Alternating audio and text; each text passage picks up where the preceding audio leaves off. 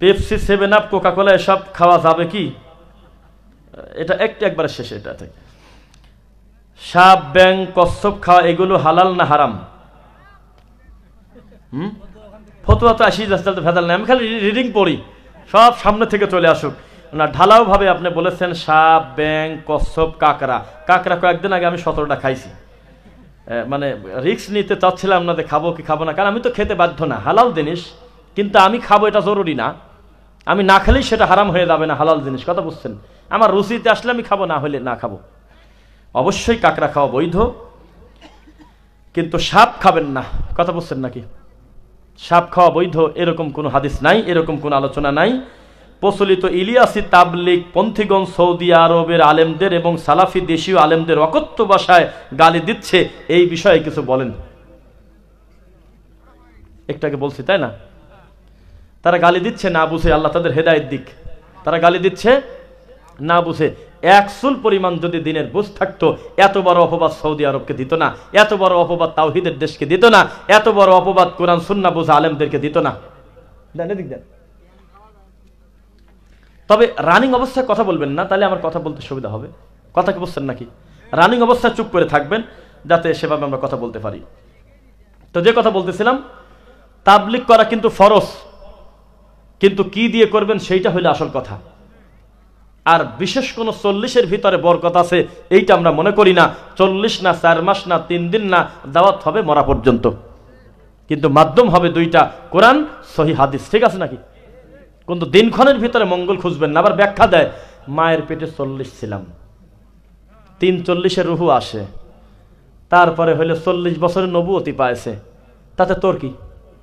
এ কি তোর কাম না? এটা হলে আল্লাহ সুবহানাহু ওয়া তাআলার কাজ। হ্যাঁ, কিসের সাথে কি লাগানি এসে করছে? 40-এ বরকত আছে। কিসের সাথে কিটা নিয়ে আসলো? ও তো কে জানি বলছিল 3 নং যেহেতু 27, তাতে বোঝা গেল সবে বরাত 27-এ রমজান। আচ্ছা কও তো দেখি, হ্যাঁ 3 11 33 তো হয়, মাসই তো শেষ। কিসের সাথে কি গণনা করে দিল? এরকম কথা নাই। যার উপরে কোরআন নাজিল হয়েছেন তিনি কোনোদিন বলে নাই আবু বকর একদম নিশ্চিত তুমি লিখে রাখো 25-এর রাতই হলো লাইলাতুল কদর, তিনি বলেন নাই। কিন্তু আমরা কিভাবে দিন ঠিক পেয়ে গেছি? ওই দিন হলো 27, 6 মণ জিলাপি ঢোকে ওই দিন। একদিনে হুজুর যা আয় করে, মানে 6 মাসে মিলা দেয়া তো আসে না।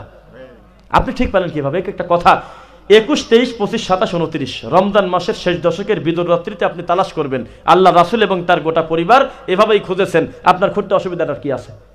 আপনি যদি 25টাকেই চূড়ান্ত মনে করেন, 27টাকেই চূড়ান্ত মনে করেন, 29-এর প্রতি ওই শ্রদ্ধাভক্তি আপনার থাকে, 23-এর প্রতি ওই গুরুত্ব থাকে। এই জন্যই তো এটা গায়েবের ব্যাপার, আল্লাহ মাত্র জানে, আর কেউ জানে না। কথা বুঝছেন নাকি? তো 40-90 হিসাব করে আপনাকে চিল্লায় যেতে হবে। কে বলেছে? বললে খালি গালি দেয়। ভাই আর শুনেন না, ভালো কথা বলি, খালি কয় তুই কাফের, তুই ইহুদির দালাল।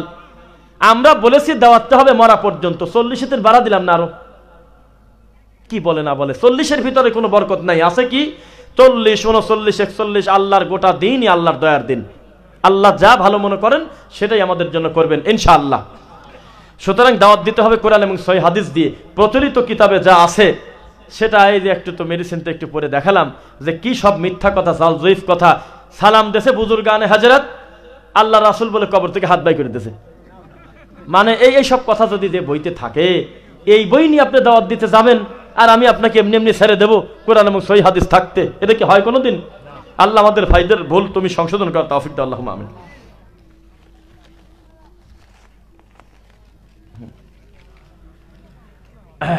শায়েখ, নামাজের মধ্যে ওযু নষ্ট হলে কি বের হয়ে যেতে হবে? জি, বের হয়ে যাবেন আপনি, বের হয়ে চলে যাবেন আপনি, আপনার গতিতে বের হয়ে যাবেন। কোনো মানুষের সালাত নষ্ট করবেন না। আর আপনি যখন পিছন দিকে ঘুরে যখন বের হতে যাবেন, তখন যে কোনো সচেতন মুমিন মুসলিম বুঝবে এই মানুষটার জরুরত আছে, তাই তো তিনি বাইরে যেতে চাচ্ছেন।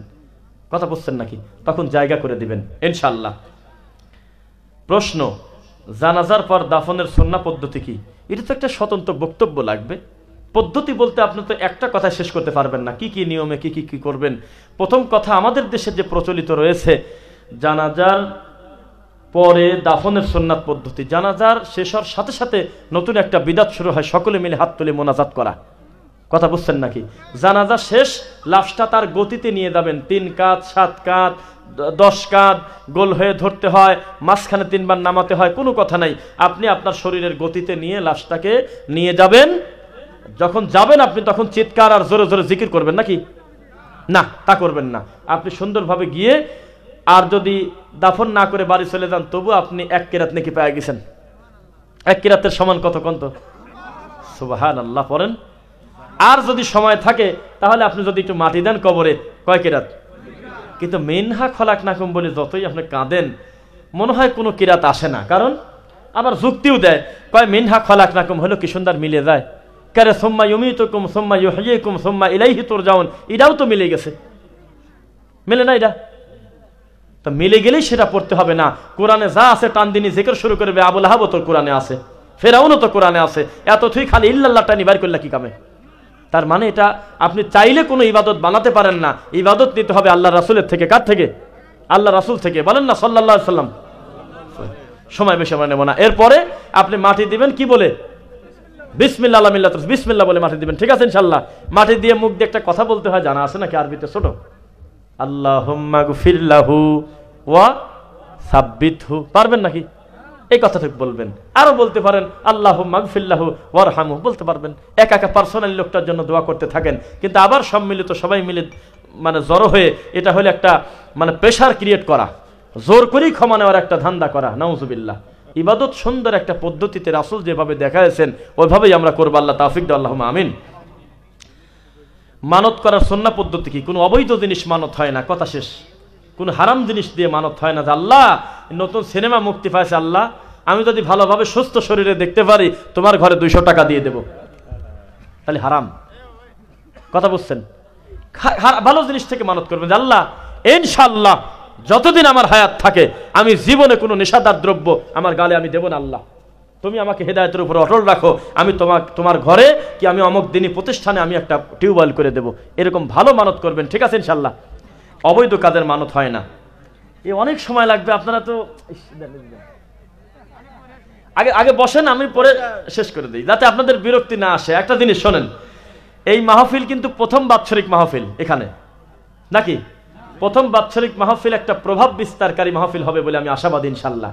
আগামী কালকেও আপনি মনে মনে যাবেন আর বলবেন কাউকে গালিও দিল না, একটা খারাপ কথাও বলে নাই, কোনো লোকের নামও ধরে নাই, কত সুন্দর কোরআন হাদিসের বয়ান করলো, তবুও মানুষ শুনলো, তার মানে মানুষ সত্য শুনতে চায় ইনশাআল্লাহ। সময় নেব না। কবরস্থান চিহ্নিত করা যাবে কিনা? না না না, ওয়াজ এটা তো ওয়াজই হচ্ছে, এটা তো ওয়াজই তো, এক একটা কথার উপরে বেশ করে 5-10 মিনিট ওয়াজ হয়ে যাচ্ছে। আহলে হাদিস হওয়ার জন্য কি আহলে হাদিস কোনো সংগঠন করতে হবে? সংগঠন করা যাবে কি? আফ্রিকার জঙ্গলে থেকে আহলে হাদিস হওয়া যায়, বুঝতেছেন না? আফ্রিকার জঙ্গলে আছেন, পৃথিবীর কোনো মানুষের সাথে আপনার দল সংগঠন কারোর সাথে দেখাই নাই, শুধুমাত্র আল্লাহর কোরআন এবং রাসূলের সহিহ হাদিস আপনি মানেন, অটোমেটিক আপনি আহলে হাদিস সালাফি হয়ে গেছেন। এটার জন্য চিৎকার চেঁচামেচি দৌড়াদৌড়ি লাফঝাপ পারা গলা ধরে পড়ে যাওয়ার কোনো কারণ নাই। কথা বুঝছেন? কিন্তু যারা সাংগঠনিকভাবে যারা দাওয়াতের কাজের সুবিধার জন্য যারা একটা ইউনিটি ধরে কাজ করে তাদের বিরোধিতা করবে যাবেন না। আবার কথা বলছেন না, তারা কোনো দল তৈরি করে নাই। কেন?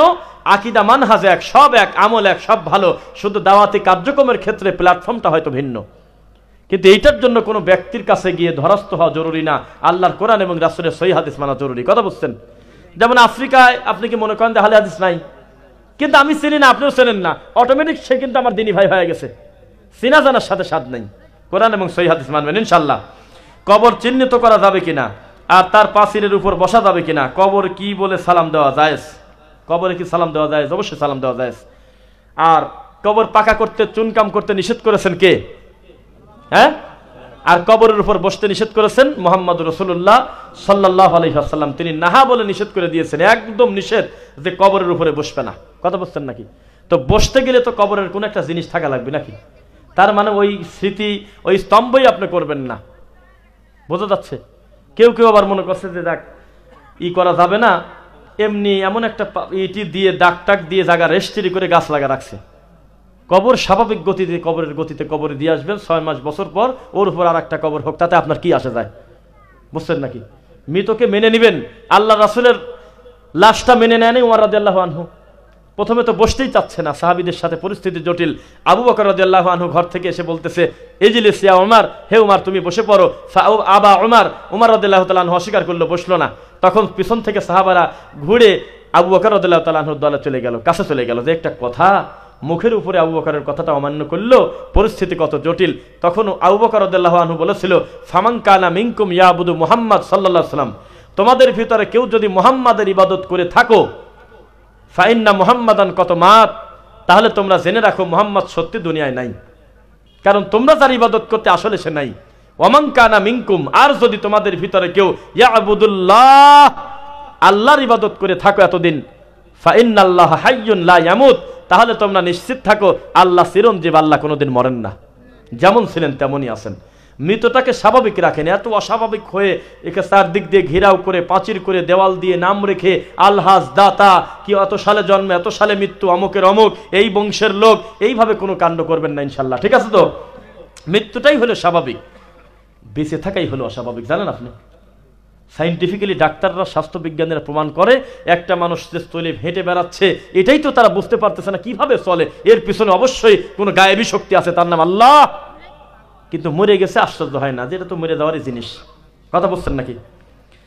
আমাদের দেশে পহেলা রমজান অথবা ঈদ ইত্যাদি কি আরবের, বহু কথা, কিছু বিষয় বুঝের তারতম্য থাকে, মানে একই দিনে সিয়াম পালন করার ব্যাপারে, ঈদ পালন করার ব্যাপারে প্রশ্ন, আমি যদি ভুল না করি, সৌদি আরবের সাথে একই দিনে সিয়াম, একই দিনে ঈদ করা যাবে কিনা? আপনাকে ছোট করে বলি, এই কথাটা খুব ভার কথা, চট করে হ্যাঁ নয় জবাব দেওয়া যায় না। কেন? এর পক্ষে বিপক্ষে দুই পক্ষেই বহু গ্রহণযোগ্য দায়ীদের বক্তব্য আছে, বোঝা যাচ্ছে নাকি? কিন্তু এই ইবাদতটা কিন্তু সমষ্টিগত ইবাদত, পার্সোনাল ইবাদত না। মুসলিম উম্মার ইউনিটটা ভেঙে আলাদাভাবে গিয়ে ঈদ করা, এইটা কিন্তু সুন্নাহর খেলাফ। কথা বুঝছেন নাকি? কিন্তু কোন একটা জায়গায় প্রতিষ্ঠিত তারা ওইভাবে ঈদ করে, আমরা তাদেরকে বিরোধিতা করে গালিগালাজ করতে পারি না, কারণ এর পক্ষেও বহু কথা আছে। সুতরাং এগুলো আরো অনেক বড় দায়িত্বের থেকে শুনবেন ইনশাল্লাহ সময় নিয়ে। হালাল রিলেশনশিপের বৈশিষ্ট্য কি? বাহ, সুন্দর প্রশ্ন না? হালাল রিলেশনশিপের বৈশিষ্ট্য কি? রিলেশনশিপ বলতে এখানে আমি যদি ভুল না করি, এতে প্রেমিক প্রেমিকাকেই হয়তো বোঝায় মানুষ বেশি, যদিও রিলেশনশিপের অর্থ এই না যে একটা ছেলে একটা বেগানা মেয়েকে ভালোবাসবে, সেটা জরুরি না। রিলেশনশিপ মানে হলো সম্পর্ক, সেটা বাপ সন্তানের ভিতর হতে পারে, মা মেয়ের ভিতর হতে পারে, কিন্তু এই শব্দটা তো ওই খাতে লাগে না। কথা বুঝছেন? এই জন্য মদ যেমন বিসমিল্লাহ বললে খালিও হারাম, আবার মদ বিসমিল্লাহ সারা খালিও হারাম, নাকি? কেউ যদি একাগ্রতার সাথে তাহাজ্জুদের মুসাল্লায় বসে বিনয়ের সাথে, আদবের সাথে বিসমিল্লাহ সহ ডান হাত দিয়ে বসে 3 শ্বাসে মদ খায়, নেকি হবে? তেমনি রিলেশনশিপ, অবৈধ কোনো মেয়ের সাথে বিবাহ বহির্ভূত যে কোনো সম্পর্ক করা, কথাবার্তা বলা, আড্ডা পিটা, দেখাশোনা করা, হাতে টাচ করা, অবৈধ কর্ম করা, এটা আপনি কোনো বৈশিষ্ট্য লাগবে না, অটোমেটিক কর্মটা হারাম। কথা বুঝছেন নাকি? কাজটা কি? হারাম। রাসূল কারীম সাল্লাল্লাহু আলাইহি সাল্লাম কবরে কি জীবিত আছেন? এটা গায়েবের ব্যাপার, এটা আমার কাজ না। আল আম্বিয়া ও আহইয়াউন ফি কুবুরিহিম ইউসাল্লুন। কথা শুনতেছেন? এই মানুষ যখন কবরে চলে যায় তখন কিন্তু দুনিয়ার জগতে আর নাই। কথা বুঝছেন না কেন? প্রশ্ন কিন্তু আমরা গুরুত্ব দিয়ে বলতেছি যাতে আপনি দোষ না দিতে পারেন, ধরো কি কয় এরা চলে যাচ্ছে না। আমি বলতেছি মানুষ যখন মারা যায়, ইদা মাতাল ইনসান, যখন একটা মানুষ মারা যায় তখন কিন্তু এই লোকটার দুনিয়ার মানুষ থাকলো না, তখন কিন্তু আখিরাতের লোক হয়ে গেছে। তা আখিরাতের শান্তি, আখিরাতের আযাব, আখিরাতের বসা, আখিরাতের শোয়া, আখিরাতের বাতাস, এই দুনিয়ার কোনো কিছুর সাথে মিল আছে? তো ওই সময় জীবিত আর এই দুনিয়ার জীবিত এক হতে পারে? দুনিয়ার জীবিত যদি বলেন তাহলে তো আপনি আবু বকর রাদিয়াল্লাহু আনহু, ওমর রাদিয়াল্লাহু তাআলা আনহুদেরকে আপনি অপরাধী করে ফেললেন, নাউযুবিল্লাহ। কারণ আমার রাসূল যদি নাই মারা যায়, জীবিত লোককে কেন তারা দাফন করলো? অবশ্যই তিনি মারা গিয়েছেন, ইন্নাকা মাইয়িতুন ওয়া ইন্নাহুম মাইয়িতুন, অবশ্যই মারা গেছেন। কিন্তু কবরে যেই জীবিত, এই জীবিত দুনিয়ার মানুষের মতো চলাফেরা, এর সাথে দেখা করা, এই জীবিত না। এটা আল্লাহ গায়েবের মালিক, তিনি ভালো জানেন। তিনি কিভাবে তার নবী মুহাম্মদ সাল্লাল্লাহু আলাইহি ওয়াসাল্লাম পৃথিবীর শ্রেষ্ঠ মানুষকে কোন সম্মানের জায়গায় রাখবেন, তিনি সবচেয়ে ভালো জানেন। আপনি আলাদা করে হায়াতুন নবী বলে তাকে মর্যাদা বাড়ানোর কোনো প্রয়োজন নাই। যা আল্লাহ মান দিয়েছেন ওই মানি কিয়ামত পর্যন্ত বর্ণনা করতে শেষ হবে না। সুবহানাল্লাহ। ইন্নাকা লাআলা খুলুকিন আযীম। তিনি কি সেখানে সালাত আদায় করেন এবং আহার প্রাপ্ত হন? এই বিষয়গুলো পরিষ্কার বলবেন। মানে তিনি কি ওখানে আহার খান কিনা, খাবার খান কিনা, আপনি নিশ্চিত থাকেন আপনার এই পাঙাশ মাছ, এই পুঁটি মাছ, এই ভাত, এই রুটি, এগুলো আপনার মুহাম্মদ সাল্লাল্লাহু আলাইহি ওয়াসাল্লামকে আল্লাহ খাওয়াবেন না। কেন? দুনিয়ার থেকে যখন তিনি গিয়েছেন দুনিয়াতে থাকতেও তিনি পৃথিবীর শ্রেষ্ঠ মাখলুক, দুনিয়া থেকে যাওয়ার পরেও তার কাছাকাছি সম্মানের কোনো মাখলুক দুনিয়াতে নাই। তাকে আপনি এই কথা কিভাবে বলতে পারেন যে তিনি কিভাবে আহার করতেছেন, এই করতেছেন? দুই, আল্লাহর রাসূল কিন্তু ইবাদতের কথা বলছে, আমলের কথা বলছে, বলে নাই? একজন এসে বলতেছে আল্লাহ রাসূল মাতা ইয়াউমুস সাআ, কিয়ামত কবে হবে? আল্লাহ নবী বলছিল 23 সালে, তাই না? 24 সাল বলছিল। তিনি বলেছিল যে তুমি কি উপার্জন করছো সেই কথা কও। প্রশ্নকারী এবং তিনি জবাব দেবে আমি মুহাম্মদ সাল্লাল্লাহু আলাইহি ওয়াসাল্লাম দুইজন সমান, এই ব্যাপারে সবচেয়ে বড় আল্লাহ ভালো জানে, আমি কিয়ামতের ডেট দেওয়ার কেউ না। তাহলে গায়েবের ব্যাপার, তিনি কিভাবে সালাত আদায় করেন, তিনি কিভাবে কবরে আসেন, কিভাবে কি খাচ্ছেন, এইটা সবচেয়ে ভালো জানে আরশের মালিক। আমি গোমন মতো একটা আন্দাজে ব্যাখ্যা করার অনুমতি আমার নাই।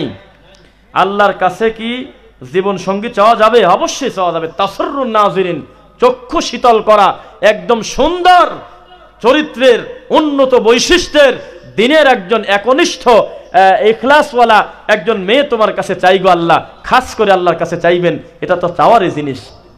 এই জন্যই তো বলি সম্মিলিত মোনাজাত করবেন। আন্দাজে কেন করবেন? সব চাওয়া কি হুজুরের মোনাজাতে চাওয়া হয়? আপনার দরকার একটা সুন্দরী বউ, আপনার দরকার একটা উত্তম চরিত্রের মেয়ে বিয়ে করা, হুজুর কি মোনাজাতে কোনদিন কয়? এটা লজ্জায় কি মানুষের সামনে কাদাই যায়? এটা তো একা একা চাওয়ার জিনিস আল্লাহর কাছে, কথা বুঝছেন নাকি? এগুলো চাবেন, এটা কোনো হারাম জিনিস না। আল্লাহর কাছে উত্তম সঙ্গী চাওয়া কি দোষের কিছু না? মহিলারা মসজিদে নামাজ পড়তে পারবে কিনা? অবশ্যই পারবে। আল্লাহ রাসূল সাল্লাল্লাহু আলাইহি ওয়াসাল্লামের তো এই কথা বলতে কষ্ট হয় নাই যে আমাদের মা বোনেরা যদি আল্লাহর ঘরে যেতে চায় তোমরা বাধা দিও না। তিনি কিন্তু বলেছেন বাধা না দিতে। কথা কি বোঝা যাচ্ছে নাকি? কিন্তু 5 ওয়াক্ত সালাত তারা বাসায় পড়বে, তাদের জন্য উত্তম। কিন্তু আল্লাহর ঘরে যদি পরিবেশ যদি বললাম কেন, কেউ যদি একটা নতুন মসজিদ করে, আজকের এই দিনে মা বোনরা মসজিদে আসুক বা না আসুক, তাদের জন্য একটা সালাতের পরিবেশ রাখতে আপনি বাধ্য, জরুরি। এটা আল্লাহর ঘরের একটা সুন্দর আদর্শিক হক। বাজারে যেভাবে জায়গা খালি করা আছে, তারপরে সব জায়গা আড্ডা দেওয়ার জন্য মা বোনদের সেকশন যেমন ভিন্ন, আল্লাহর ঘরে বিনয়ের সাথে এসে তারা সেজদা দিবে, তাদেরও একটা সুন্দর ব্যবস্থা থাকবে। কথা ঠিক নাকি? কিন্তু এগুলো সেই বাধা দেয়। কিন্তু যে একসাথে আড্ডা দিচ্ছে, সারাদিন ধরে খিলখিল করতেছে, এখানে ওখানে দৌড় পারতেছে, এই মার্কেটে চলে যাচ্ছে স্বামী রেখে, এটার ব্যাপারে ফতোয়া দেয় না। যত ডিস্টার্ব আল্লাহর ঘরে গিয়ে, আল্লাহর ঘরে ভালো লোক যায়, তোর মতো সিটার চোর যায় না। এত নোংরা মানসিকতা নিয়ে আমার মা বোনরা আল্লাহর ঘরে যায় না। আল্লাহর ঘরে যে গেছে সে মহিলা ভালো মানুষটাই গেছে, ওখানে গিয়ে শীষ দিবের গেছে, ওখানে গিয়ে আর একটা পুরুষের সিমটে দেয়, একটা কথা বললেন, লজ্জার কথা না? এই সমস্ত ভেদাল হয় হলো বাজার ঘাটে, ওই পিকনিক স্পটে ছেলে মেয়ে মিল করে স্যারের সাথে বাস ভাড়া করে চলে গেছে কক্সবাজার, ওখানে শয়তানি হয়। ওখানে ফতোয়া দাও না তুমি। আল্লাহর ঘরে যে মহিলা আসছে, ভালো মানুষ, ওয়াজ শুনতে আসছে, সালাত আদায় করতে আসছে, এই লোক ফতোয়া দেয় যে মসজিদে গেলে ফিতনা হবে। কিসের ফিতনা? মসজিদে গেলে হলে ভোগ করে, নাউজুবিল্লাহ। আর একটা রাজনৈতিক প্রশ্ন আছে, এটা উত্তর দেব না আমি। নামাজ এবং জানাজায় অনেকে বলে সম্মিলিত মোনাজাত করা মুস্তাহাব, কিন্তু আপনারা বলছেন বেদাত। কোনটি সঠিক? আমারটাও না, হুজুরেরটাও না। আল্লাহ যা বলেছেন, রাসূল সাল্লাল্লাহু আলাইহি ওয়াসাল্লাম যা বলেছেন, সেইটা হলো ঠিক। হুজুর বুঝতে পারে নাই গোটা সালাতটাই হলো মোনাজাত, এই হলো সমস্যা হয়েছে। মানে আমার দিক তাকান একটু। আপনি বিশাল একজন বড় কি বলবো, একজন সংসদ সদস্যের অফিসে আপনি যাবেন দেখা করার জন্য, বহু কষ্ট করে দেওয়া লাগে না? একদম চৌকিদার থেকে শুরু করছেন, মেম্বার, তারপরে চেয়ারম্যান সাহেব, উপজেলা চেয়ারম্যান সাহেব, দায়িত্বশীল, ধীরে ধীরে ধীরে ধীরে বহু জায়গায় ধরতে ধরতে শেষ মতো 15 মিনিটের টাইম পাইছেন। কয় মিনিট? এখন তার অফিসে গিয়ে আপনার নিজের মনের কথাটা বলবেন যে আমার এই এই এই দরকার। শোনেন, কথা ভেঙে দেই বাবা, সময় লাগতেছে, কষ্ট হচ্ছে না তো আপনাদের? এক কথার জবাব না। একটা মুরব্বী মানুষ পর্যন্ত অভাবে চক্ষু লজ্জায় চেয়ারম্যানের কাছে 4টি লোক আছে, এই লজ্জায় রিলিফ চায় না যে লোক শুনে ফেলবেনি, তার মানের এত দাম। এই লোকটা আল্লাহর কাছে কান্নাকারি করে বিনয়ের সাথে কিছু চাইবে, ও যা খালি মিটিং করে কাঁদে আর কয় যে সবাই মিলি খালি কাঁদে। কারে তুই এই জায়গায় এরকম করিস কি কামে? আল্লাহর কাছে কিছু চাইবা, আমি বিনয়ের সাথে আদবের সাথে আমার মনের কথা আমি শুধুমাত্র একমাত্র আল্লাহকে জানতে দেব। আমার বউও ঠিক পাবে না, আমি কিভাবে আল্লাহর কাছে কান্নাকাটি করব? এ তো অহংকার রিয়ার জিনিস না, এটা বিনয়ের জিনিস। কি বলেন? তো যাই হোক, অনুমতি পাইছেন, দরজাটা খুলে দিচ্ছে, ওই জায়গায় এমপি সাহেব, এই জায়গা আপনি। ওনার সাথে দেখা করার আগ দিয়ে খুশিতে একটু ড্যান্স দিয়ে দিলেন 3 মিনিট, 2 কি 3 মিনিট একটু মাথা টাথা দোলায় একটু বিভিন্ন আঁকা বাঁকা ড্যান্স দিয়ে তারপরে লোকটার কাছে গিয়ে বলতেছেন আসসালামু আলাইকুম ওয়া রাহমাতুল্লাহ। খুশি হবে সেই রকম নাকি? আপনি যতই যুক্তি দেন যে আপনাকে দেখে খুশির ঠেলে আমি এরকম নাচিয়ে ফেলছি, হবে? উনি প্রথমেই আপনাকে বেয়াদব বলে ফেলবে, কারণ যা বলার যত ফর্মালিটি সমস্ত কিছু অফিসিয়াল ভাবে হবে।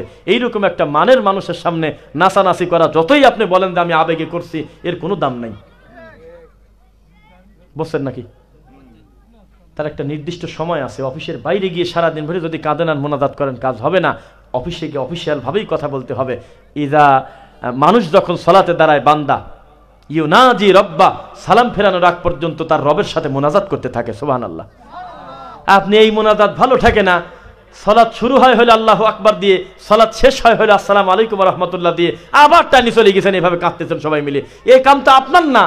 রাসূল সাল্লাল্লাহু আলাইহি ওয়াসাল্লাম তো বলেই গিয়েছেন ডানে বামে সালাম ফেরানোর পরে কি কি করবেন। প্রায় 28, 29টা, 22টা, 25টা দোয়া সিরিয়ালে কত সুন্দর আছে, ওগুলো পড়বেন আপনি। এ ব্যাপারে কালকে মারামারি হয়েছে, কথা বুঝছেন নাকি? এই গাইবান্ধাতেই দেখছেন না এই অবস্থা। আমরা রাসূল সাল্লাল্লাহু আলাইহি ওয়াসাল্লামেরটা নিতে প্রস্তুত না, বুজুর্গানে হযরত বড় হুজুরেরটা নিতে প্রস্তুত। এর চাইতে বড় কষ্টের লজ্জার কিছু আর নাই। কি পরিমাণ সম্পদ হলে যাকাত দিতে হবে? হজ ফরজ হওয়ার জন্য নেসাবের সম্পদ হতে হবে। জি, নেসাব পরিমাণ সম্পদের যাকাতের এখানে কথা। কেউ রপ্পরটা চূড়ান্ত করেছে, কেউ স্বর্ণেরটা চূড়ান্ত করেছে। আরব বিদ্বানগণ এবং গ্রহণযোগ্য দায়ীদের মত হলো আপনি কমটাকে চূড়ান্ত করেন, যেহেতু বান্দার হকের বিষয় আসছে এখানে। এখানে অল্প রৌপ্য কতটুকু? 52.5 তোলা। ওই পরিমাণ সম্পদ যদি কারো থাকে আপনি যাকাত দিবেন। তবে কেউ কেউ বলেছে যে না, 7.5 ভরি স্বর্ণের আগ পর্যন্ত যদি লোকটা যাকাত না দেয় তাহলে ফরজ তরকের গুনাহ লোকটার হয় নাই, কারণ এটা তো ব্যাখ্যা আছে। কথা বুঝছেন নাকি? সময় অল্প সময়, আমরা কথা বেশি বলুন না আপনারা। মিনহা খলাকনাকুম বলে মাটি দেওয়ার হাদিস নাই, আপনিও তো জানেন নাই। কথা বুঝছেন নাকি? যে কোনো নেক কর্ম করবেন কি দিয়ে? বিসমিল্লাহ দিয়ে। বিসমিল্লাহর আলাদা কোনো দলিল লাগতেছে না। কেন? কারণ রাসূল সাল্লাল্লাহু আলাইহি ওয়াসাল্লাম বলেছে সকল ভালো কর্ম শুরুই করবে কি দিয়ে? বিসমিল্লাহ দিয়ে। আমরা নিশ্চিত মাটি দেওয়ার কাজটা হলো একটা ভালো কাজ। কথা বলে না বাস না, সব জায়গায় বিসমিল্লাহির রহমানির রহিম ফুল পড়তে হবে না। মৃত ব্যক্তির জন্য করণীয় কি বলছি। সাদাকা কাদের জন্য জায়েজ? সাদাকা কাদের জন্য জায়েজ শোনার দরকার আছে কিনা? সাদাকা খাবে এতিম মিসকিন। কারা খাবে? সামর্থ্যবান কোনো ব্যক্তি মরা খাবে না। কি খাবে না? মানতের জিনিস খাবে না। মনে থাকবে নাকি? হারাম, ওটা হাতের ময়লা, ওটা আপনি খেতে পারেন না। সামর্থ্যবান ব্যক্তিরও খাদ্য না। আল্লাহ রাসূল সাল্লাল্লাহু আলাইহি ওয়াসাল্লাম তার নিজের নাতি হোসাইনকে ছাড়ে নাই। ছোট মানুষ একটা খেজুর গালে দিয়েছে, কি এমন হয়েছে? কিন্তু ইসলাম খুব কঠিন জিনিস। তিনি গলার ভিতরে হাত দিয়ে তিনি বমি করতে বলেছেন। আপনি খেলা কথা মনে করেছেন। আপনার বাপের মরা খাবির চলে আসে উপজেলা চেয়ারম্যান, আপনার বাড়ির মরা খাবির চলে আসে মাইকো নিয়ে। এক একটা কথা, সি সি সি সি। এটা হলে মানুষের ময়লা, এটা যার হক সে শুধু খাবে। কথা বুঝছেন নাকি? অনেক শর্টকাটে শেষ করার জন্য আমরা সময় করতেছি। মাহফিল শেষ করার সুন্নাহ পদ্ধতি কি? যে প্রশ্ন করছে আমি তারপর খুশি। আমলিয়াত বিষয় জানতে হয়। আর একটা লোককে ঠগানোর জন্য প্রশ্ন করা ঠিক না। জানতে হয় যে এর ভিতরে কোনো আমলিয়াত সংশোধন আছে কিনা। রাজশাহী গোদাগাড়ি নাম শুনছেন আপনারা? বলতেই হাসি আসলো। ওই গ্রামের লোক সবাই ভালো, ওটা বিষয় বলতেছি না। ওখানে একটা মাহফিল আমাকে প্রশ্ন করছে, ইব্রাহিম আলাইহিস সালামের নানার নামটা কি বলেন, যদি উপকৃত হতাম আমরা। তো এটা কি আমলিয়াত কিছু? ইব্রাহিম আলাইহিস সালামের নানার নাম জানা না জানা শরীয়তের কি আসে যায়? এটা কোন ধরনের কথা? তো এই ভাই যে প্রশ্ন করেছে এটা ভালো একটা সুন্দর প্রশ্ন, যে মাহফিল শেষ করার সুন্নাহ পদ্ধতি কি শোনার দরকার আছে কিনা? সুবহানাকা আল্লাহুম্মা ওয়া বিহামদিক আশহাদু আল্লা ইলাহা ইল্লা আনতা আস্তাগফিরুকা ওয়া আতুবু ইলাইক। আশা করা যায় এই দোয়ার মাধ্যমে মানুষ হিসেবে অজান্তে যে ভুল ভ্রান্তিগুলো হয়ে গেছে ইনশাআল্লাহ আল্লাহ ক্ষমা করে দিবেন। এটা হলো মাজলিসের শেষের দোয়া। কিন্তু আধা ঘন্টা পরে কাঁদি কিছু করা যাবে না, কারণ এর সনদ টনদ নাই। নিজেকে খুব খাঁটি মুসলিম মনে করি, কিন্তু পর্দার ব্যাপারে বেখেয়াল, তার পরিণতি কি হবে? ফাইন প্রশ্ন, ভালো ভালো প্রশ্ন আসতেছে। এই তো আপনারা তো আমার উপর রাগ করলেন না দেখতেছি, ভালোই তো। এত শক্ত কথা বললাম, আপনারা আমাকে ভালোবাসেন আল্লাহর জন্য। কার জন্য? আলহামদুলিল্লাহ। পর্দা করাটা কি কোনো ইয়ার কি ঠাট্টার জিনিস কিনা? পর্দা করাটা কি খেলতামাশার জিনিস কিনা? পর্দা করাটা ফরজ কিনা?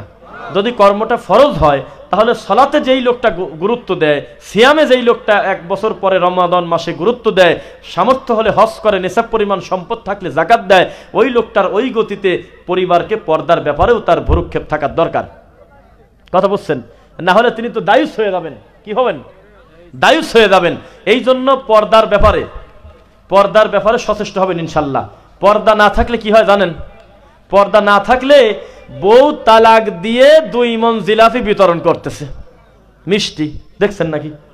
আরে বাংলাদেশ প্রতিদিন আসছে, আপনি আবার কি মনে করেন? আন্দাজে কথা বলা যায়। বউকে তালাক দিয়ে এত খুশির ঠেলায় 2 মণ মিষ্টি বিতরণ করতেছে, তাহলে ও কত বড় পেশারে ছিল। মানে ওর গলায়, মানে বলেই ফেলি, ছোটবেলায় আমরা কলা খেতে গিয়ে মাঝে মধ্যে গলায় কলা আটকে যেত নাকি, মনে হলো জান বাড়া যাবে এমন একটা ভাব পরিস্থিতি হয়ে যেত। তখন হঠাৎ করে যদি ভিতরে চলে যেত তাও মাসি, বাইরে চলে গেলে তাও মাসি। তো ওই লোক কি পরিমাণ পেশারে ছিল, লোকটার বাড়ি কোথায় জানি না, দেখ আমার কাছে আছে। ওরে বাবা, এই গাইবান্ধাতেই বলে এক পলাশ বাড়ি, একজন তার বউকে তালাক দিতে পেরে খুশির চোটে, খুশি সহ্য করতে না পেরে 2 মণ মানে মিষ্টি খাওয়াইছে মানুষে। তো এইরকম পরিণতি হবে শুধুমাত্র পর্দা না থাকলে, দিন না থাকলে, ইসলামের যদি নিয়ম কানুন না মানেন, পরিবারের যদি দিন না থাকে, কোনো দিন বরকত আর শান্তি আশা করা যায় না। কথা বুঝছেন নাকি? সম্মিলিত মোনাজাত কোন কোন ক্ষেত্রে জায়েজ? এক কথায় যেই জায়গা আল্লাহ রাসূল সাল্লাল্লাহু আলাইহি ওয়াসাল্লাম করেছেন সেই জায়গা জায়েজ। যদি আমি পাবো কিভাবে? খোঁজেনি নেই, পাবেন কিভাবে? সারা জীবন এত জায়গা খালি কাঁদেন, কিন্তু আল্লাহর রাসূল কোন কোন জায়গায় সম্মিলিত মোনাজাত করেছেন এইটা কেন জানবেন না? বৃষ্টির সময় করেছেন। কিসের সময়? বৃষ্টির সময়, মুসলিম উম্মার মহা বিপর্যয়ের সময়, বৃষ্টি হচ্ছে না, একেবারে পরিস্থিতি জটিল, তখন খোলা মাঠে গিয়ে সালাত আদায় করে নামাজের ভিতরে হাত তুলে মোনাজাত করবে। কথা বুঝছেন? ঠিক আছে নাকি? কি ব্যাপার, কথা বলে কি? আচ্ছা, জর্দা খাওয়া ইমামের পিছনে সালাত হবে কিনা? হ্যাঁ, মাশাআল্লাহ, উত্তর দেই নাকি? যিনি জর্দা খায় এবং তাবিজের ব্যবসা করে, আমরা তাকে সুস্থ ইমাম বলি না, তিনি হলো মেন্টাল অসুস্থ। কারণ আল্লাহ রাসূল সাল্লাল্লাহু আলাইহি ওয়াসাল্লাম বলেছেন, কুল্লু মুহদাসাতিন বিদআ ওয়া কুল্লু বিদআতিন দালালা ওয়া কুল্লু দালালাতিন ফিন নার। এখানে বিদআতের কোনো 2 ভাগ করছে? তেমনি সেম কথা আল্লাহ রাসূল বলেছেন সহিহ মুসলিম 2003, কুল্লু মুসকিরিন খামর ওয়া কুল্লু খামরিন হারাম। প্রত্যেক নেশাদার দ্রব্য মদ, আর প্রত্যেক মদই কি? হারাম। তো এত নড়াচড়া করেন কেন? বুঝলাম না।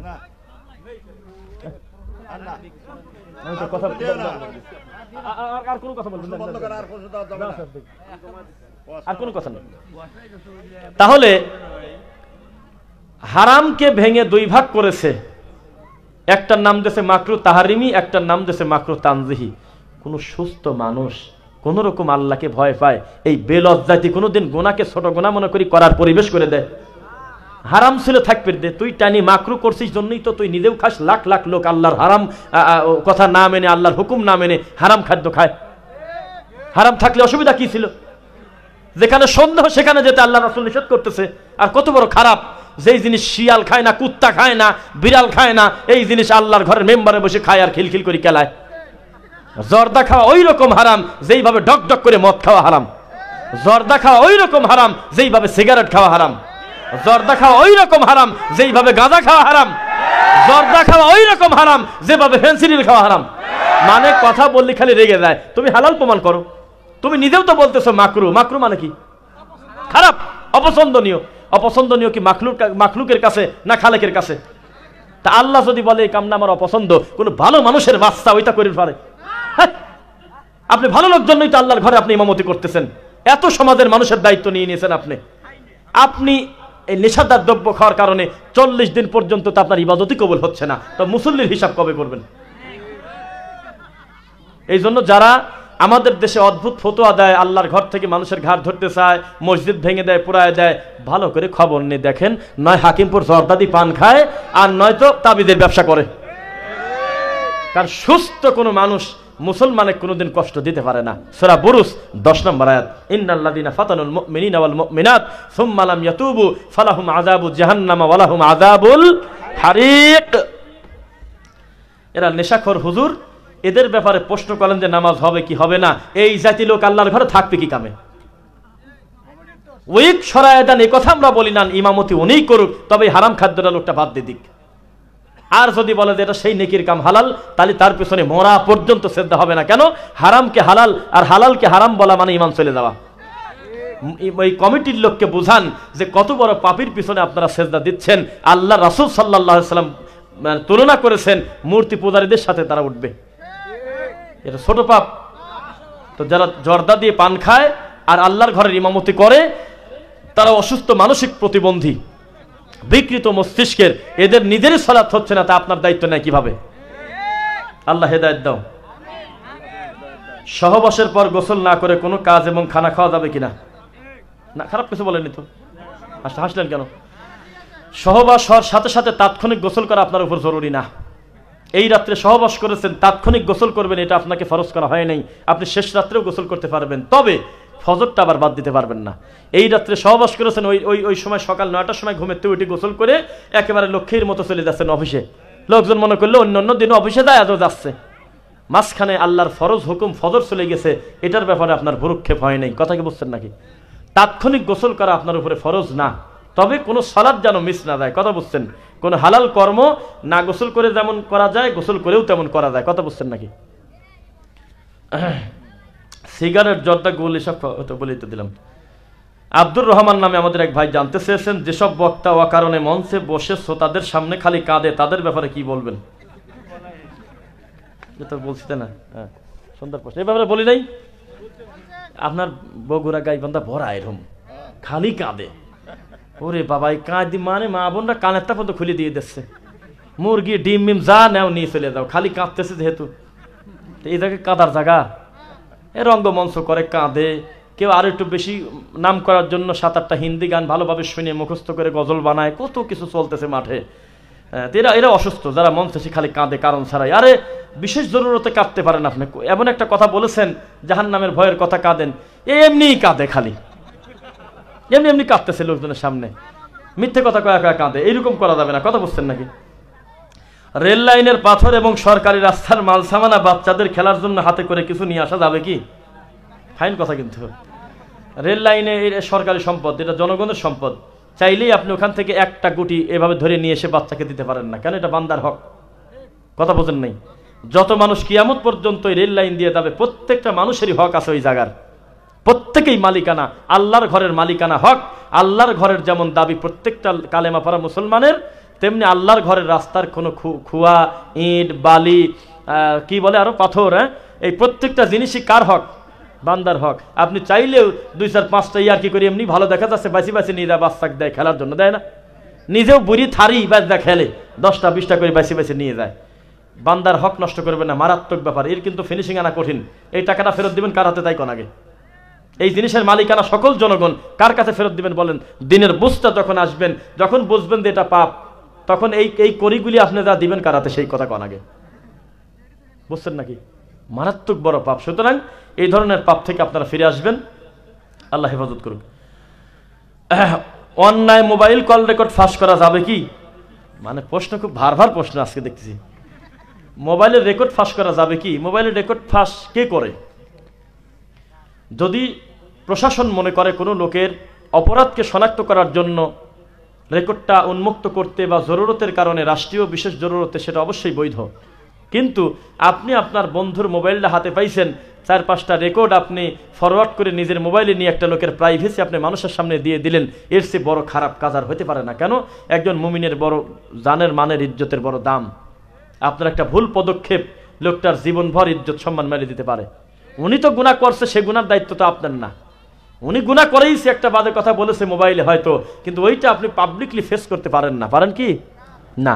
তবে কিছু কিছু জিনিস আমরা দেখি, এটা আল্লাহর ইচ্ছাই কোনো না কোনোভাবে সত্য প্রকাশের কারণে হোক, যেভাবে হোক, একভাবে হয়েই যায়। ওইটা আপনি ঠেকাতে পারবেন না, কারণ ওই জিনিসটা আপনার আর আমার হাতে নাই। কথা বুঝছেন? যতক্ষণ পর্যন্ত আপনি একজন লোকের মোবাইল হাতে নিয়েছেন, এই প্রাইভেসি রক্ষা করবেন। তার কোনো ছবি, তার কোনো কিছু, খবরদার তার অনুমতি ছাড়া তার মানে কি বলে ফাইলে ঢুকবেন না। কথা বুঝছেন নাকি? মুমিনের ইজ্জতের দাম আছে কিনা? কবরের উপর খেজুরের ডাল গাড়া যাবে কিনা? না। আল্লাহ রাসূল যে গাড়ছে, তাহলে কি করবো? সাল্লাল্লাহু আলাইহি ওয়াসাল্লাম তোমাকে তো গাড়তে বলে নাই, সেজন্য তুমি গাড়বে না। আল্লাহ রাসূল সাল্লাল্লাহু আলাইহি ওয়াসাল্লামের ঘটনা হলো এক্সেপশনাল, শুধু তার সাথে খাস। তাকে সরাসরি আল্লাহ রাসূল সাল্লাল্লাহু আলাইহি ওয়াসাল্লাম বলেছেন একটা পুরাতন কবরে আযাব হচ্ছিল। কি কারণে আযাব হচ্ছিল? আযাবের তীব্রতাটাও বোঝানোর জন্য হতে পারে। তার জন্য আল্লাহ রাসূল সাল্লাল্লাহু আলাইহি ওয়াসাল্লাম করেছেন, ওই রাসূল সাল্লাল্লাহু আলাইহি ওয়াসাল্লাম জীবনে 3 নাম্বার কবরে কোনোদিন খেজুরের ডাল গাড়ছে প্রমাণ পাওয়া যায় না। আবু বকর রাদিয়াল্লাহু তাআলা আনহু তার খেলাফতের সময় কোনো মানুষকে কবরস্থ করার পর খেজুরের ডাল গাড়ছে তার প্রমাণ পাওয়া যায় না। তাহলে আমি এইভাবে তো আমল করতে পারতেছি না, কথা বুঝছেন নাকি? এটা রাসূল সাল্লাল্লাহু আলাইহি ওয়াসাল্লামের সাথে খাস। নতুন কবর দিয়ে খেজুরের ডাল গাড়তেই হবে, মাঝখান থেকে আবার একটা ফাড়া দেয়, কয়েক একটু বেশি দিন তাজা থাকবেন, একটু ফাড়ি দাও। এই কাজ আপনার না, এই টেনশন আপনার নিতে হবে না। স্বাভাবিকভাবে কবর দিয়ে আপনি দোয়া পড়েন, চলে আসেন ইনশাল্লাহ। ভালো মন্দর হিসাব হবে আল্লাহর কাছে নাকি? যার পীর নাই তার পীর হলো শয়তান, এই কথার মূল অর্থ কি? একটু কয়েক সত্যি কথা বলে দেবো নাকি আজকে? একটু এখনো যে পীর ধরে নাই, আশা করা যায় এই লোকটাকে শয়তান এখনো পায় নাই, এমন কোনো বড় ক্ষতি লোকটা করে ফেলে নাই। কারণ এই লোকটা অন্তত জান্নাতে যাওয়ার জন্য আর শিরিক করতেছে না, কুফরি করতেছে না। কিন্তু একবার যদি ঠাকুর ধরে ফেলে, একবার যদি কাকা হুজুরের দাদা হুজুরের রুমাল ধরে ফেলে, তাহলে জাহান্নামে না ঢোকানো পর্যন্ত সহজে ইবলিস ছাড়বে না। এই জন্য ঠিক কথার উল্টা, যার পীর আছে তার আলাদা করে ইবলিসের আর কোনো কাম নাই। আর এখনো পর্যন্ত যার ধরে নাই পীর, আশা করা যায় কোনো না কোনোভাবে আল্লাহ তাকে হেদায়েত দিতেও পারেন। একবার যদি ঠাকুর লাড়িয়ে নেয় তার বেভেদাল আছে, একবার নজরবন্দি হয়ে থাকে, জাহান্নামে ঢোকানোর আগ পর্যন্ত ইবলিস সহজে ছাড়বে না। কথা কি বুঝছেন নাকি? যদিও আল্লাহ শাস্তি দেবেন। চরমনাইর পীর বলেছে, যারা ইল্লাল্লাহ জিকির বিরোধিতা করে তাদের আর আরবি কোনো গ্রামারেরই জ্ঞান নাই। বললাম একটু আগে তো শুনতে নেই, কিসের সাথে কি পান্তা বাতে ঘি, হ্যাঁ, এটা টানি নিয়ে আসে। ইল্লাল্লাহ জিকির করা হলে কুফরি, শিরিকি, খারাপ জিনিস, বাজে জিনিস। ওয়া তাম্মাত কালিমাতু রাব্বিকা সিদকাও ওয়া আদলা লা মুবাদদিলা লিকালিমাতিহি ওয়া হুয়াস সামিউল আলিম। এত সুন্দর একটা ইনসাফপূর্ণ বাক্যকে কাটি 2 ভাগ করছে, একটা বানাইছে লা ইলাহা, একটা বানাইছে ইল্লাল্লাহ। নাউজুবিল্লাহ, মার্ডার কেসের আসামির চাই বড় আসামি, আল্লাহর কালেমা ভাগ করছে। এত সুন্দর বাক্য, এই বাক্যের ভিতরে একটা নোক্তা ফোটা পর্যন্ত নাই। জবানে উচ্চারণ করা কত হালকা, খালি একবার মুখ দিয়ে লা ইলাহা ইল্লাল্লাহ বলবে, এটাই যদি তার শেষ বাক্য হয়, ইনশাআল্লাহ লোকটা জান্নাতে যাবে। আর এত সুন্দর বাক্যকে কাটি টানি ভাগ করি বানাইছে ইল্লাল্লাহ ইল্লাল্লাহ, নাউজুবিল্লাহ। বিশ্বাস করেন যেই যুক্তি দেয় ওই যুক্তিতে আমরা বলছিলাম যে কোরআনে যা পাবা টানি নিয়ে আসি দেখেরই করবে, তো ফেরাউনও তো আছে, খালি টানি টানি নিয়ে আসি ফেরাউন করো। কত খারাপ আপনি, এটা কোন খারাপ? ফেরাউন করে কাঁদো। অথচ কোরআন মাজিদ পড়তে গিয়ে ফেরাউন পড়লে যেমন নেকি হবে, কোন নবীর নাম আসলে একই রকম নেকি হবে। মান করা আবিল কোরআন আবিল হাল ফালাহু আশরু আমসালিহা, প্রত্যেক হরফে কয় নেকি? 10 নেকি। কিন্তু কোরআন মাজিদটা বন্ধ করে রাখি, ঘরের দরজা বন্ধ করে বললেন যে লাহাব লাহাব লাহাব ফিরআউন ফিরআউন ফিরআউন হবে, শয়তান হবে। এবার কি হবে মানে? এটা কোরআন পড়তে গিয়ে এখানে তো ঘটনা বলা হয়েছে, আল্লাহর আয়াত, তখন আপনি প্রতি হরফে 10 নেকি পাবেন। ইবলিসের নাম আসুক আর ফেরাউনের নাম আসুক, সে চিন্তা আপনার না। কিন্তু কোরআন বন্ধ করি বাইরে যা বসি গোলা খালি কয় ইবলিস ফেরাউন ফেরাউন, এটা হলো ঠিক ওই রকম। ইল্লাল্লাহ কোরআন মাজিদের আয়াত, কিন্তু আলাদা করে টান দিয়ে নিয়ে এসে যদি কোনো ইবাদতের অনুষ্ঠান বানাতে যান, আল্লাহ রাসূলের সিগনেচার লাগবে, রাসূল সাল্লাল্লাহু আলাইহি ওয়াসাল্লামের অনুমোদন লাগবে। আসলে রাসূল সাল্লাল্লাহু আলাইহি ওয়াসাল্লাম তার জীবদ্দশায় করেছেন কিনা? অসুস্থ এসব রোগীর নাম আপনারা কেন নেন? এরা মানুষই না। এরা মনে করে সমাজের লোক মোট ভালো হয়ে গেছে, জেনা ব্যভিচার নাই, শিরিক নাই, কুফরি নাই, অন্যায় অবিচার কিছুই কর না, খালি ইল্লাল্লাহ জিকিরটাই বড় বিরাট একটা পাপ করছে, না করি এইটি ঠিক রাখো, নাউজুবিল্লাহ। এরা হলো রোগী। কোন জিনিসটা নিয়ে আসছে, গ্রামার দিয়ে বোঝাচ্ছে। গ্রামার দিয়ে মানুষ যেমন সঠিক দিন ধর্ম বোঝার ক্ষেত্রে, আরবি বোঝার ক্ষেত্রে সুবিধা পায়, গ্রামারকে অপব্যবহার করে এদেশে বহু শিরিক আর কুফরির চাষ হয়েছে এদেশে। আল্লাহ জাহেল থেকে আমাদেরকে হেফাজত করো। চোর ধরা যাবা ফরজ, ওইভাবে ধরবেন, তাছাড়া আর কি খবর। মানুষের ঈমান নিয়ে, কালেমা নিয়ে, ধর্ম নিয়ে, ইসলাম নিয়ে জিকির করতেছে, একটা লোক লাভ দিয়ে আসি, একটা মুরিদ উল্টি পড়ে গেল, পিছনে ভাঙিয়ে পড়ে গেছে। উনি আর লুঙ্গি পরে থাকলে তো শরীয়ত মারেফত সব এক, পায়জামা পরেছিল তাই লোকজন দেখে নাই।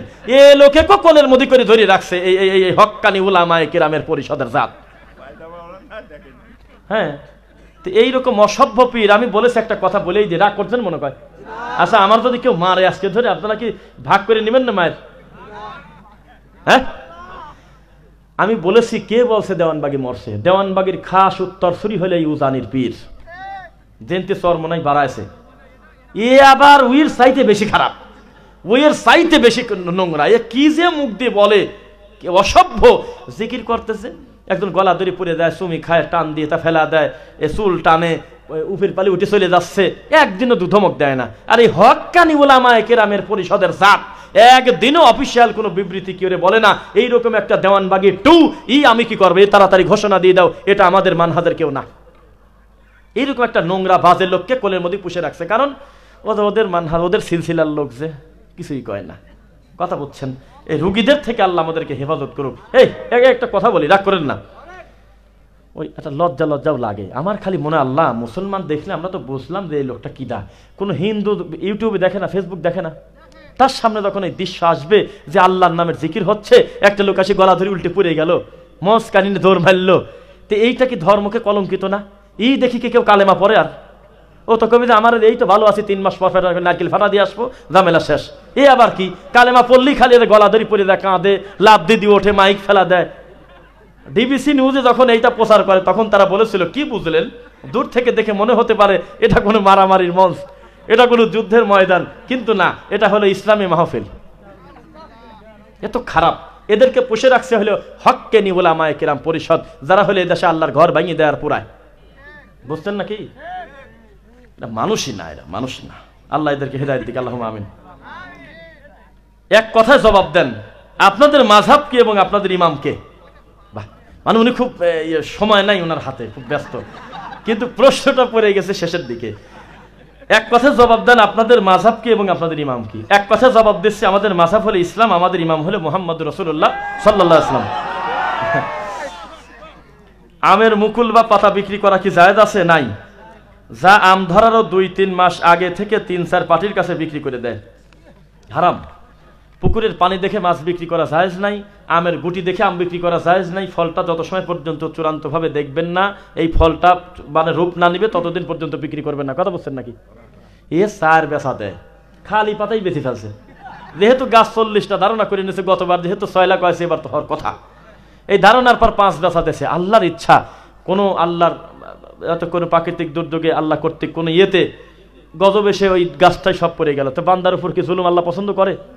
অথবা 3 লাখ টাকা টার্গেট করে লোকটা বেচেছে, কিন্তু ওই ফল ধরেছে 9 লাখ টাকার, তাহলে বাসায় শুয়ে লোকটা খালি মানসিক প্রেসারে মরবে। আল্লাহ, এই একটা কাজ। কত বুঝছেন? ইসলাম আপনাকে কোনো অস্পষ্টে ভেদালে ফেলে না। এই পাতা পুঁতি মকল টকল এইগুলি বেচার জিনিস না। এরকম রুগী আমি জানি, লিচু আম বহু আছে দেশে, কি করবো, আপনারা ফিরে আসেন, এটা করবেন না। সরাসরি নিজের সম্পদটা নিজে বিক্রি করেন, যা রুজিতে আল্লাহ দেয় তাই খান, অত চাপ নিয়েন না, আল্লাহ রিজিকের মালিক নাকি, ইনশাল্লাহ। আমাদের সমাজে বিয়ে, মুসলমানি এবং জন্মদিন উপলক্ষে টানা 7 দিন বক্স নিয়ে এসে গান বাজনা বাজানো হয়। আমার প্রশ্ন, এটা বাধা দেওয়া যাবে কিনা? বাধা দেওয়া ফরজ, আমার কি কয়, কিন্তু বাধা দিবে যদি আবার কেলা পড়ে যান, আবার ঘুষি খায় মরেন, তালিকেল ভেজাল আছে। বাধা দিবে হলে উপজেলা চেয়ারম্যান, বাধা দেবে চেয়ারম্যান, বাধা দেবে মেম্বার, বাধা দেবে একজন মুরব্বী দায়িত্বশীল সমাজের প্রতিনিধি, যার কথায় ওনারা শুনবে। এমন পাওয়ারের লোকের কাছে গিয়ে বলবেন, ভাই কি বাবাজি, এটা তো হারাম কাজ, এটা তো আগেই আমরা জানি যে হারাম ইসলামে। 2 নম্বর কথা, এইভাবে উনি নিজে হারাম শুনে হাজারো মানুষকে গুনাহগার করতেছে, কত বাচ্চা পড়াশোনা করে, কত মেয়ে ছেলে ফেলে থাকে, এই যে অশ্লীল গান বাজনা বাদ, এটা বন্ধ করে দেন। আপনি তো দৌড় দিতে গেলে আপনি আর একটা কিল খাবেন না, আবার এরকম হয়। কিন্তু আবার দোষ দেয় না, আমি হক কথা বলতে গিয়ে আমি শহীদ হয়ে গেছি, তা তোমার ওই হক তুমি একা বলতে গেছাও কি কামে?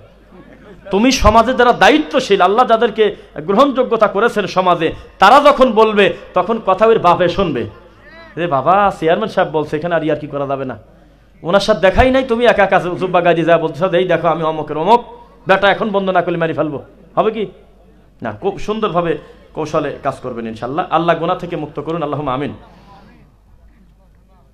মহিলারা জানাজার নামাজে সম্মিলিত কি হয়তো দোয়া করা, সম্মিলিত মোনাজাত করা, ঈদের সালাতে মহিলারা যেতে পারবে না, শুধু অর্ডার করা হয়েছে, জানেন কি?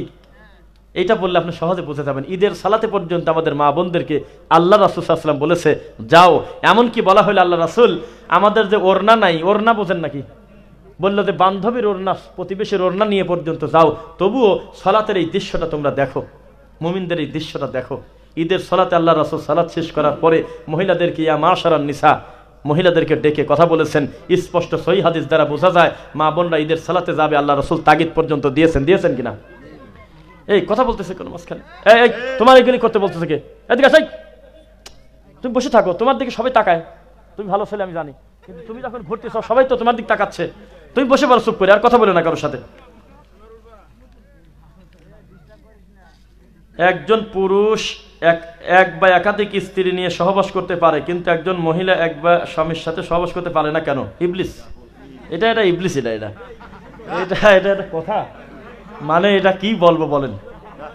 শয়তান শয়তান, হ্যাঁ হ্যাঁ হ্যাঁ, মানে উইক হলে একবারে শয়তান নজরবন্দি করে ফেলছে। ও একটা মহিলার ব্যাপারে বলতেছে যে একটা মহিলা কেন পারবে না চারটা স্বামী নিতে, এই কি একটা কথা? উনি কার মানে সন্তান পেটে ধরবে, এই কি একটা কথা? ইসলাম যেটাকে হারাম করেছে এটাকে আপনি জোর করে কি হালাল করা, এটা কি কথায়? প্রশ্ন তোলেই তো হারাম। মাসনা মাসুলা সরবা, আর 2টা বিয়ে 3টা বিয়ে 4টা বিয়ের অনুমতি পুরুষকে দিয়েছে আল্লাহ, দেয় নাই? ইনসাফ করতে যদি না পারো, যদি ভয় করো, সমস্যা মনে করো, তাহলে কয়টা? একটা করবে। তো এখানে মহিলার আলোচনাই নেই, আপনি লিখতেছেন যে 4টা কেন করতে পারবে না, কেন? এইরকম প্রশ্ন করার কোনো দরকার নাই। আল্লাহ এই সমস্ত অদ্ভুত বুঝ থেকে আমাদেরকে ফিরে এসে তৌফিক দিক। ইদানিং কিছু কিছু মসজিদে 5 ওয়াক্ত ফরজ সালাতের পূর্বে আজান, তাহাজ্জুদের পূর্বে আজান দিয়ে থাকে। ইসলাম, আমার প্রশ্ন, ইসলামের প্রথম মুয়াজ্জিন আজান দিতেন কি? তাহাজ্জুদের আজান এখনো প্রচলিত আছে? কোথায় আছে দেখি, বলেন দেখি। তাহলে আপনার বেশ অসুবিধাটা কি আছে? বরং আপনি যে আজানের শুরুতে বলতেছেন যে মিলাদ পড়তেছেন, দরুদ পড়তেছেন, সালাতু সালাম পড়তেছেন, তারপরে বলতেছেন আর আছে 4 মিনিট, তাড়াতাড়ি চলে আসেন, আর আছে 10 মিনিট, এগুলো কোনো কিছুই বলবেন না। সুন্দরভাবে একটা আজান দিয়ে দেন, আজানটা শুনে তাহাজ্জুদের সালাত হোক, সাহারি হোক, তারা খাবে। কথা বুঝছেন নাকি? প্রচলিতভাবে জমি বন্ধক নেওয়া ঠিক আছে কিনা? নাই। জমি বন্ধক, কিসের জমি বন্ধক? জায়েজ। জমিটা বন্ধক দিয়ে দিলেন, দিয়ে আমার থেকে 5 লাখ টাকা নিলেন, বা আমি আপনাকে 5 লাখ টাকা দিয়ে আপনি বিদেশে চলে গেলেন, আর বললেন আমি বিদেশ থেকে ফিরে আসার আগ পর্যন্ত কি 5টা বছর আমার জমি আপনি খান, আমি বিদেশ থেকে আসার পরে আপনার হক, আপনার 5 লাখ টাকা বুঝে দেব, আমার জমি আপনি দিয়ে দিন। পুরা সুদ, পুরা সুদ। সঠিক নিয়ম কি জানেন? যে কথা শুনেন, নিয়ম হলো যে এখানে আপনি আপনার মুসলিম দিনী ভাইকে করদে হাসানা দিবেন, এটা হলো সবচেয়ে প্রথম কর্ম। সে বিপদে পড়েছে, আপনি তাকে সহযোগিতা করবেন। না হলে তার থেকে পুরা বছরের জন্য নিয়ে নেন, যে প্রতি বছর এই 5 বিঘা জমি খাবো, 20,000 টাকা করে মিটানো, টাকাও শোধ, জমি খাওয়াও শেষ। কথা বুঝছেন নাকি? টাকাই থাকবে, জমি খেয়ে যাবেন, এটার নামই হলো সুদ। কথা দ্রুত শেষ করি। মাযহাবী মসজিদে নামাজের শেষে ফাদাইল আমল থেকে হাদিস বলে, এটা কি ঠিক? এটাই তো বললাম আজকে আলোচনা, তাই না? এটাই তো বলেছি। দাওয়াত হবে কিসের? কোরআন এবং রাসূলের সহিহ হাদিস দিয়ে দাওয়াত দেবেন ইনশাআল্লাহ।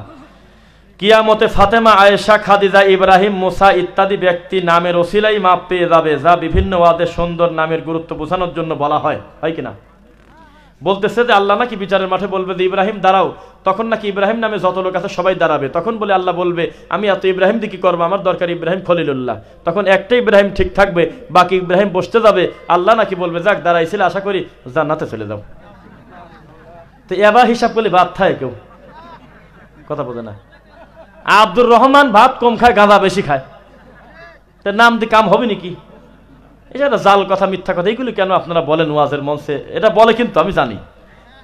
তো নাম, সুন্দর নাম রাখবেন, 7 দিন আকিকা করবেন, সুন্দর নাম রাখবেন, এটাতে ইসলামের নিয়ম। এর সাথে জান্নাতে লোকটা ঢুকে গেল একটা নামের কারণে, এইটা আপনি বলতে পারেন না। কথা বুঝছেন? জান্নাতে যাবেন হলো নেক আমল করবেন, ঈমান আনবেন। কথা বুঝছেন? তাহলে জান্নাতুল ফেরদাউসে নুজুলা ইনশাআল্লাহ। আমিন, আল্লাহুম্মা আমিন। গতকাল গাইবান্ধা সাঘাটাতে মাহফিলে বাশার বিন হায়াত আলীও আপনার সাথে কি হয়েছিল? এই মেলা সময় লাগবে এগুলো বলতে। আমি ওয়াজ করে যা শুয়ে আছি, বাশার বিন হায়াত আলী ভাইজান উনি বয়ান করতেছেন। বয়ান করার শেষে যখন স্টেজ থেকে নামবে, তখন একটা স্থানীয় একজন হুজুর, তিনি বাশার ভাইয়ের হাতটা শক্ত করে ধরে জোরপূর্বক বসাতে চাচ্ছে, আর বলতেছে ফরজ সালাতে পার মুনাজাতের দলিল আমার আছে, আপনি নাই বললেন কেন, বুঝে দিয়ে দেওয়া লাগবে। এরকম প্রেশার দিচ্ছে ওনাকে, আপনার এই জেলাতেই কিন্তু। কথা বুঝছেন নাকি? তখন বাশার ভাইয়ের ওখানে না দাঁড়ায় তিনি বলল যে এইভাবে আমি মাহফিল শেষ করলাম, কেবল এখন আপনি আমার সাথে বিয়াদবি করলেন। আশপাশে আরো লোক, তারা বললো যে যা বলার আপনি ঘরে আসেন, আসেন। তখন উনি আমার রুমে নিয়ে গেছে, যে রুম, আমার রুম বলতে যে রুমে আমি আসি আর কি। পরে আমার রুমে যাওয়ার পর বাকিটা তো দেখছেনই, না দেখলে তার প্রশ্ন করতেন না। তা আলহামদুলিল্লাহ সুম্মা আলহামদুলিল্লাহ, বিজয় আমার হয় নাই, আল্লাহর দিনের বিজয় হয়েছে। 39 মিনিট ভরি বান্দার মুখ দেখালে আল্লাহর নবী নামই নিমাই পারলাম না। খালি কয় যে হতে পারে, মনে হয় বোঝা যায়, এ তারা বোঝা গেল, মনে হয় সম্মিলিত চলে, একটা হাদিস তো দে। এটা বলা আমরা অপরাধ? এতবার বলেছি একটা রাসূলের সহিহ হাদিস দেন, হাদিস তো দেওয়া বহু দূরের কথা, খালি কয় ক্যামেরা বন্ধ করেন, ক্যামেরা বন্ধ করেন, ক্যামেরা বন্ধ করেন।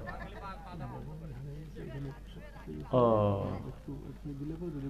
আচ্ছা, আমরা কিন্তু একটা দিনী মাহফিল আসছি নাকি? আমাদের মনটা কিন্তু এখন নরম আছে দিনের কারণে নাকি? একটা মোবাইল হারায় গিয়েছে পেশাবখানায়, মোবাইল হয়তো ভুলে, মানুষের ভুল হতে পারে, পকেট থেকে হয়তো পড়ে গেছে। ফোনটা যদি কেউ পেয়ে থাকেন, ইনশাল্লাহ সরাসরি আমার সামনে এসে মঞ্চে দিবেন, উপযুক্ত প্রমাণ নিয়ে আমরা যার জিনিস তাকে দিয়ে দেব ইনশাল্লাহ।